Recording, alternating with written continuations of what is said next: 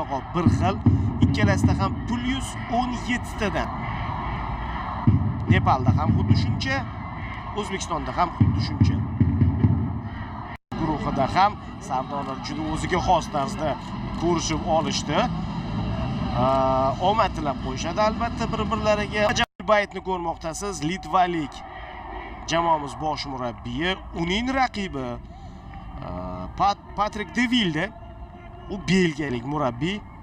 Faoliyatini 2007-yildan boshlagan desak to'g'ri bo'ladi, lekin ancha-muncha tajribali murabbiy. Bahs boshlandi. Bu hujumdan keyin to'p jarima maydoniga olib kirilyapti va oxirgi pallada zarba berishga ulgurmay qolindi. Burchak zarbasi bordek edi menimcha va shuning uchun ham boshqa tomondan hakamlar o'yin startidayoq darhol keskin choralar qabul qilishmaydi futbolchilarga nisbatan.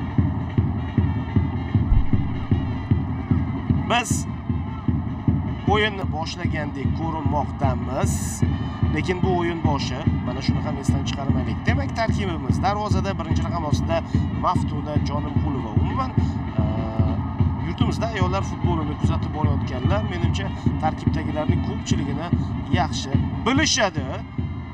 Markazga to'p yetkazib berilyapti. Olisdan berilgan zarba qo'lga tegmadimikin? Va uchrashuvning ikkinchi daqiqasida sal oldinroq hakamga e'tiroz bildirgan Diyora Habibullayeva hisobni ochishga muvaffaq bo'lyapti.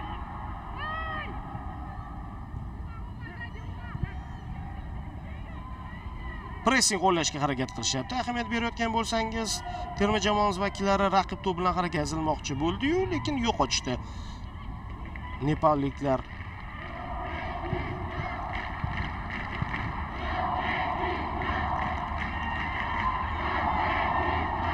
Habibullayeva to'p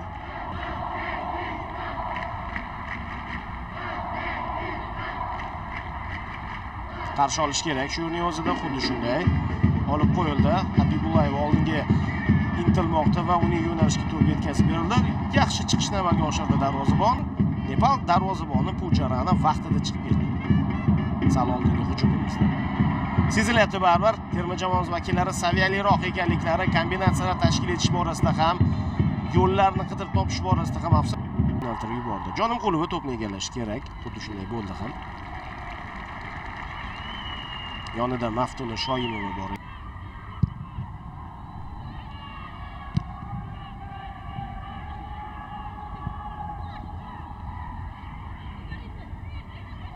Hozir endi ehtiyot bo'lish kerak. Shoimova juda yaxshi joy tanladi.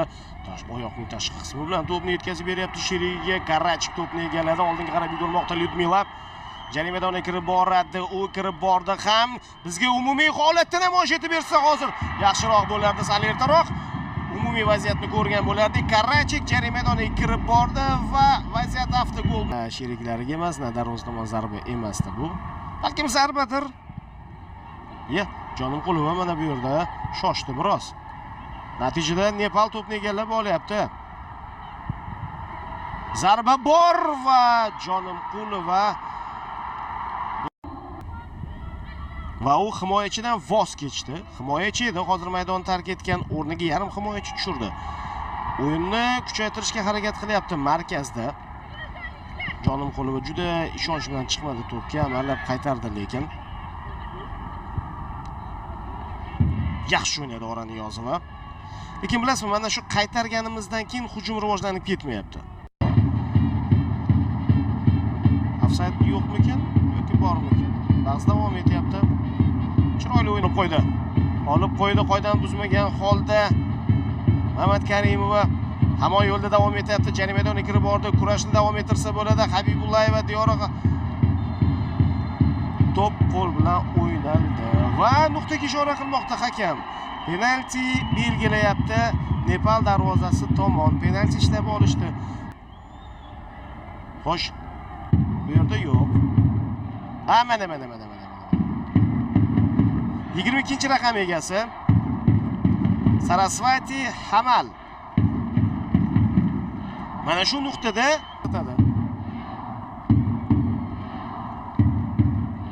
bosh murabbiy Patrik Devildagi sariq ko'rsatdi menimcha. Yonidagi adashmasam tarjimon shunchaki. Ha, Patrik Devilda Buiti Durang. Endi Patrik Devildada takror lavhani ko'rish imkoniyati bormi yoki yo'qmi men bilmayman. Menimcha yo'q bunaqa imkoniyati. Ammo biz ko'rdik takror lavhani, to'p qo'l bilan o'ynaldi darhaqiqat. Ammo balkim e'tiroz bildiradigan joyi bordir.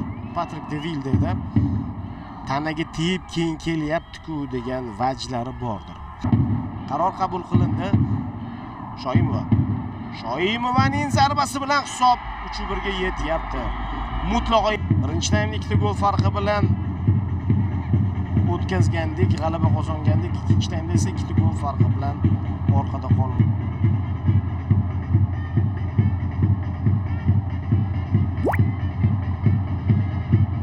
Qiyin hozir 90-daqiqa.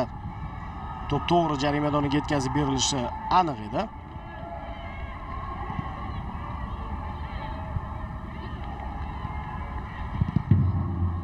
Hakamga to'p tegdi.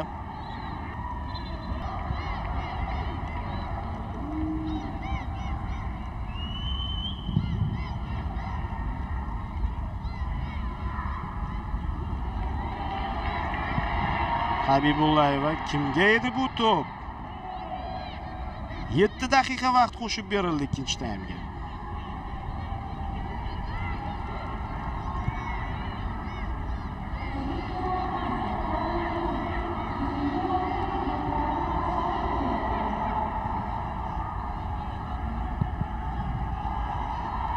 Yuqoridan uzatilayotgan to'p, zarbaga imkoniyat qoldirmaslik kerak. Amallab yo'lini topishdi, lekin to'pni uzoqlashtirish olmayapti. Nihoyat sal uzoqlashdi. Shoimova.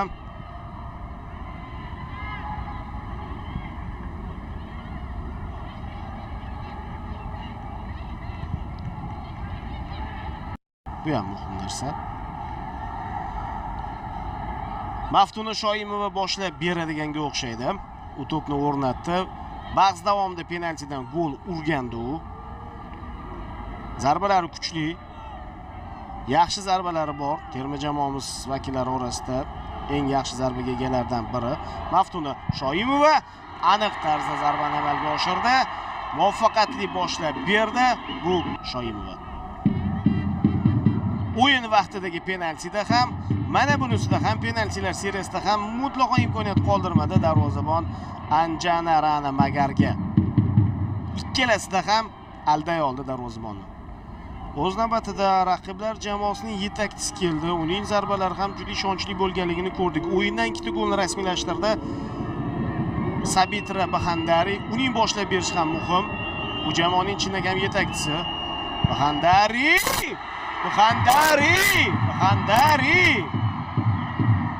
Xatoga yo'l qo'ydi Bahandari.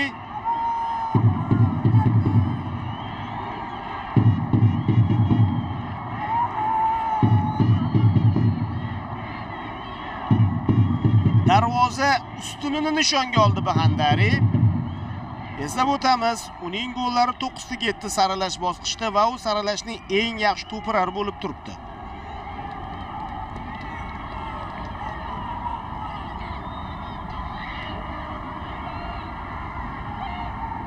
Bilasizmi, hozir zarbani yana aniq amalga oshirishimiz muhim.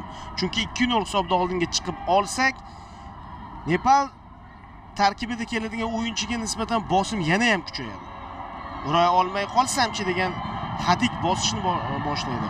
Umida Zoirova, Umida sal ishonchsizroqdek ko'rindi-yu, lekin Urolni o'zi ham bir qo'rqib ketdi-yu.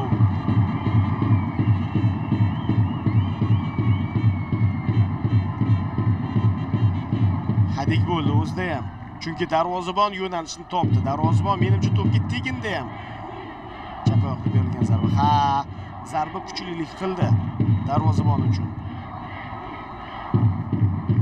Agar xuddi shu holatda bo'lganda, menimcha Maftuna jonim qo'lga qaytarib yuborardi. U qo'llari uzunroq, bo'yi uzunroq.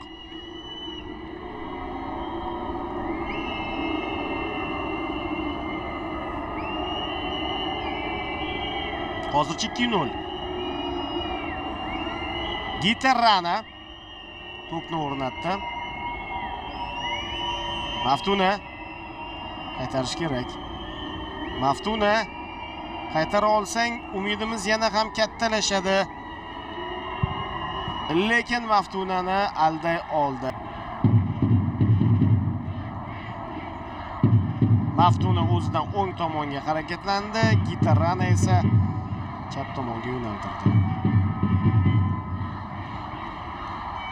Madina Hikmatova zaxiradan maydonga tushgan o'yinchi. Uzoqlashmadi lekin to'pdan. Madina zarbasi ishonchli, aniq. Juda ham ishonchli chiqdi Madinaning zarbasi. Bois yuqorilatib burchaklar aniq tarzda nishonga olinsa, qaytarish qiyin bo'ladi. Qaytara olmayapti ham. 3-1.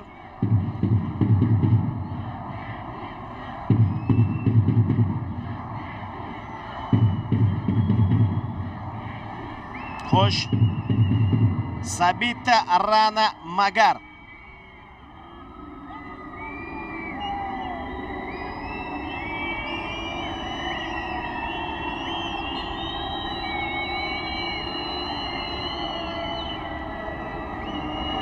Sabita Maftuna bu safar endi chap tomonga tashlandi, to'p esa o'ng tomoniga yo'naltirildi. 3-2.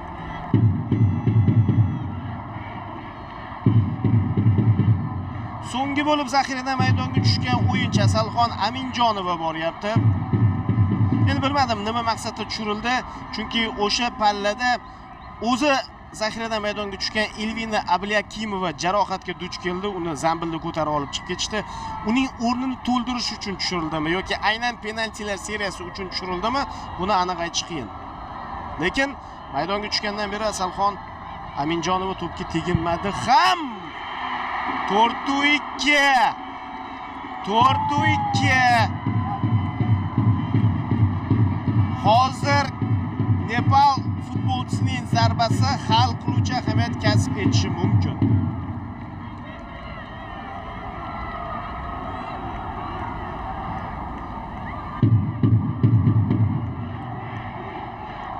Maftuna darvozabon keldi. Anjana Rana Magar. O'ta muhim palla. Va! Maftuna jonim qo'li olib chiqdi. Qutqardi. Bartaraf etdi. Ha, qadrli do'stlar, ikkinchidan boshida aytib o'tgandik, matonat ko'rsatish kerak qizlar deb. Bilasizmi?